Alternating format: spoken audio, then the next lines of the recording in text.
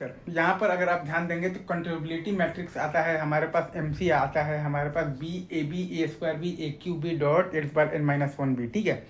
और अगर आप देखिएगा तो MC मैट्रिक्स का डिटर्मिनेंट अगर आपके पास नॉन जीरो है तो नॉन सिंगुलर मैट्रिक्स है, मतलब कि रैंक मतलब उसका बेसिकली बराबर है आपके पास बेसिकली n के, सिस्टम हो जाएगा आपके पास बेसिकली कंट्रोलेबल हो जाएगा आपके पास बेसिकली सिस्टम।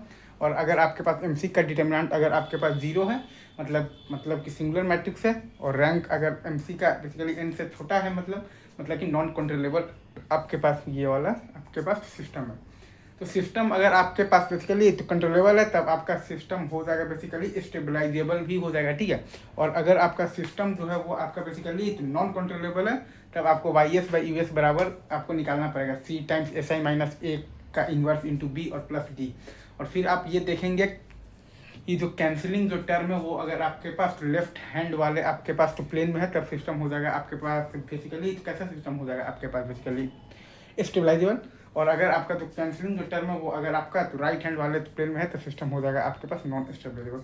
वैसे ही आप देखिएगा आउटपुट भी आपके पास जो कंट्रीब्यूटिव मैट्रिक्स है MOC वो आता है आपके पास बेसिकली CB CA AB और CA square B CA cube B dot CA⁻⁻⁴ B और D। अब अगर आप ध्यान देंगे यहाँ पर बेसिकली ऑब्जर्वेबिलिटी मैट्रिक्स का तो MO आता है आपके पास सीट का ट्रांसपोज, फिर आता है A का ट्रांसपोज इंटू C का ट्रांसपोज, A का ट्रांसपोज का स्क्वायर इंटू C का ट्रांसपोज, A का ट्रांसपोज का क्यूब मतलब कि इंटू C का ट्रांसपोज और डॉट A का ट्रांसपोज के बाद n-1 इंटू C का ट्रांसपोज। और फिर से वही बात की अगर M0 का डिटर्मिनेंट अगर नॉन जीरो है नॉन सिंगुलर है तो रैंक उसका बराबर होगा n के और आपका सिस्टम हो जाएगा आपके पास बेसिकली ऑब्जर्वेबल। वहीं अगर M0 का भाई अगर आपके पास दो डिटर्मिनेंट है अगर वो जीरो है मतलब कि आपके पास सिंगुलर मैट्रिक्स है, मतलब कि रैंक ऑफ M0 जो है वो आपका बेसिकली n से छोटा है तो नॉन ऑब्जर्वेबल हो जाएगा आपके पास सिस्टम, ठीक है।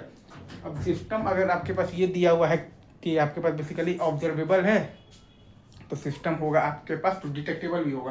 लेकिन अगर सिस्टम आपके पास नॉन मतलब तो ऑब्जर्वेबल है तब आपको फिर से YS/US निकालना पड़ेगा C टाइम्स SI-A का इन्वर्स इंटू B और प्लस D।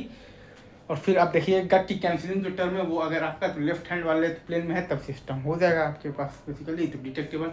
अगर जो कैंसिलिंग जो टर्म है अगर वो आपका राइट हैंड वाले प्लेन में है तो सिस्टम होगा मतलब कि आपके पास नॉन डिटेक्टेबल, ठीक है। चलिए।